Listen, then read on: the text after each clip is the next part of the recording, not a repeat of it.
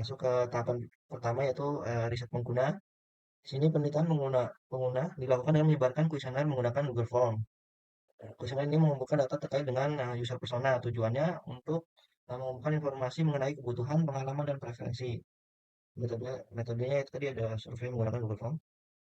Terkait pertanyaan itu ada pertama mengenai demografi pengguna, yang kedua pengalaman digital, yang ketiga keamanan dan privasi, keempat kebutuhan aksesibilitas dan preferensi.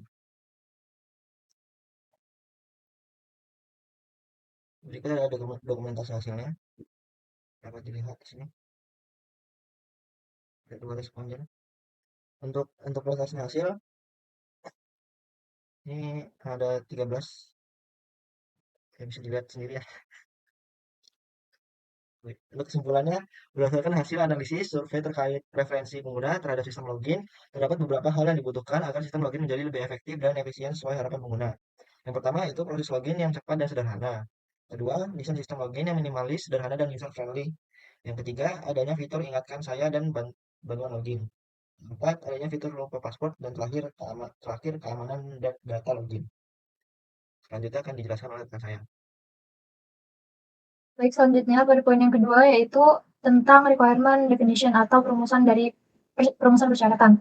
Jadi pada bagian kedua ini, perumusan persyaratan ini didasarkan pada hasil yang telah diperoleh dari poin pertama yaitu user research, dan kita merumuskan persyaratan-persyaratan yang dibutuhkan oleh sistem berdasarkan jawaban dari user, seperti itu.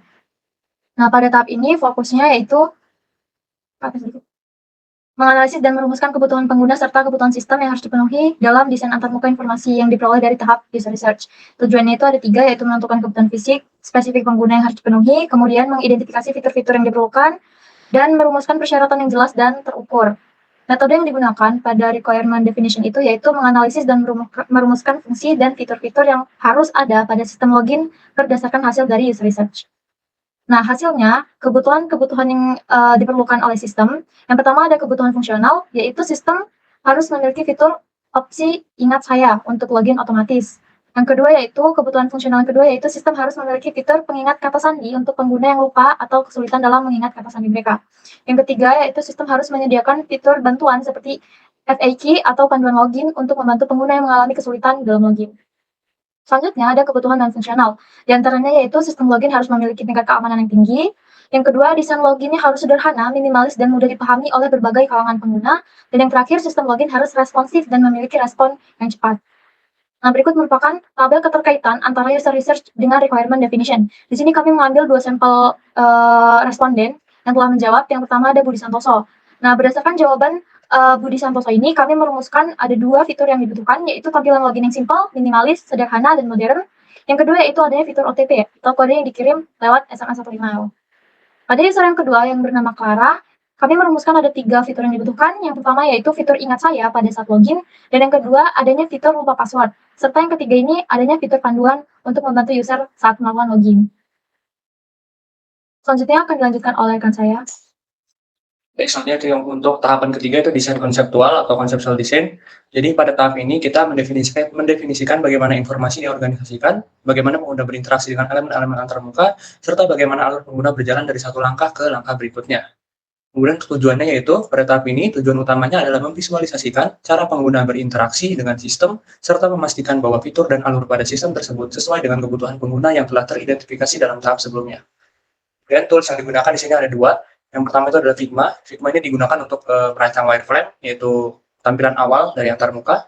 Kemudian yang kedua itu ada Dremio, itu digunakan untuk merancang use case diagram dari sistem. Kemudian user flow di sini, yang pertama, pengguna membuka halaman website www.datapenduduk.co.id, kemudian pengguna mengklik tombol antara daftar jika belum memiliki akun atau masuk jika sudah memiliki akun. Kemudian di halaman login, pengguna memasukkan email pada field inputan pertama dan password di inputan kedua. Kemudian jika di halaman daftar, di sini pengguna memasukkan nama di inputan pertama, nick di inputan kedua, nomor HP di inputan ketiga, email di inputan keempat, dan password di inputan kelima. Kemudian selanjutnya, jika pengguna ingin menyimpan informasi login, pengguna dapat mengklik kotak ingat saya di bagian kiri bawah dari form. Kemudian selanjutnya, jika pengguna lupa password akunnya, pengguna dapat menekan tulisan lupa password. Setelah itu, maka pengguna akan diarahkan ke halaman lupa password. Terakhir, jika berhasil login, maka pengguna akan diarahkan ke halaman utama website. Baik, di sini merupakan tampilan awal wireframe. Di sini ada keterangannya juga. Di sini tampilan untuk halaman masuk. Ada 2 inputan, email dan juga password. Kemudian di sini ada halaman daftar. Di sini pengguna memasukkan 5 inputan. Ada nama, ada nick, ada nomor telepon, email, dan juga ada password. Kemudian di sini ada halaman lupa password. Di sini pengguna harus memasukkan emailnya, merubah kata sandinya. Dan yang terakhir itu adalah halaman buat kata sandi baru. Jadi di sini pengguna menginputkan kata sandi yang baru. Nah, di sini ada use case diagram sistem. Jadi penduduk, di sini penduduk bisa melakukan login, kemudian juga bisa melakukan pendaftaran. Kemudian di sini ada mengisi formulir data kependudukan, terus bisa mengunggah dokumen yang diperlukan. Kemudian admin di sini bisa mengelola biodata penduduk. Selanjutnya untuk prototyping akan dilanjutkan oleh rekan saya. Kemudian poin yang keempat ada prototyping. Nama deskripsinya, pada tahap prototyping, desain konseptual yang telah dibuat pada tahap sebelumnya diubah menjadi versi interaktif yang lebih mendetail dan dapat diuji coba oleh pengguna. Prototype ini merupakan representasi fungsional dari antarmuka sistem yang memungkinkan pengguna untuk berinteraksi dengan elemen-elemen UI seperti tombol, formulir, checkbox, dan lain-lain. Tujuan utama dari tahap prototyping adalah yang pertama membuat representasi interaksi dari desain antarmuka yang dapat diuji oleh pengguna dan tim pengembang.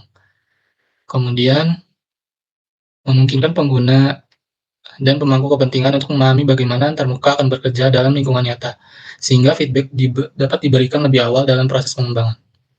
Kemudian tools yang digunakan pada tahap ini yaitu yang pertama membuat prototipe interaktif dengan elemen-elemen yang dapat diklik, kemudian menyusun alur interaksi dan menghubungkan setiap halaman dengan transisi yang sesuai. Kemudian ini adalah dokumen hasil dari desain user interface kami. Ada halaman login, halaman daftar, kemudian ada lupa kata sandi. Lalu poin yang kelima yaitu pengujian dan evaluasi atau testing and evaluation. Pada tahap pengujian dan evaluasi, prototipe yang telah dikembangkan diuji oleh pengguna dengan tujuan untuk mendapatkan umpan balik mengenai tampilan, fungsionalitas, dan pengalaman pengguna. Pengujian dilakukan dengan menggunakan kuesioner berbasis Google Form yang telah disusun untuk mengukur berbagai aspek dari prototipe.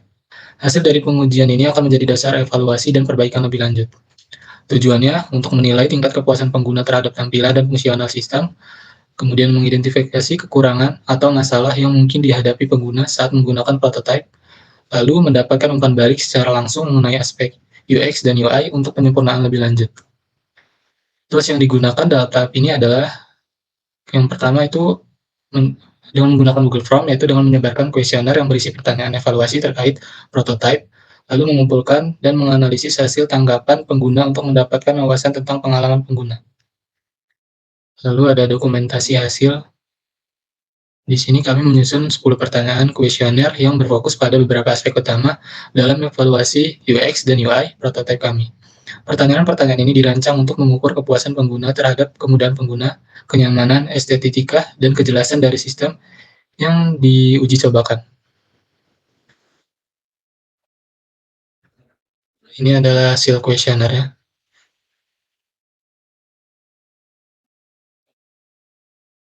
Berdasarkan hasil penelitian dan respons dari para pengguna antarmuka pengguna, pada sistem yang diuji masih memerlukan beberapa perbaikan agar sesuai dengan standar dan ekspektasi pengguna. Yang pertama, tombol lihat atau tutup password. Tidak adanya fitur tombol untuk melihat dan menyembunyikan password dianggap sebagai kekurangan yang cukup signifikan. Hal ini penting karena pengguna dapat melakukan kesalahan dalam pengetikan kata sandi atau sedang berada di tempat umum yang berpotensi membocorkan informasi pribadi. Kemudian yang kedua, fungsi halaman pertama, yaitu beberapa tombol tidak dapat digunakan di prototipe yang menghambat alur pengguna saat mencoba mengakses sistem. Yang ketiga, perbaikan layout. Terdapat beberapa bagian layout yang tidak rata dan membutuhkan perbaikan. Lalu di sini ada perbaikan sesuai evaluasi dari para pengisi kuesioner.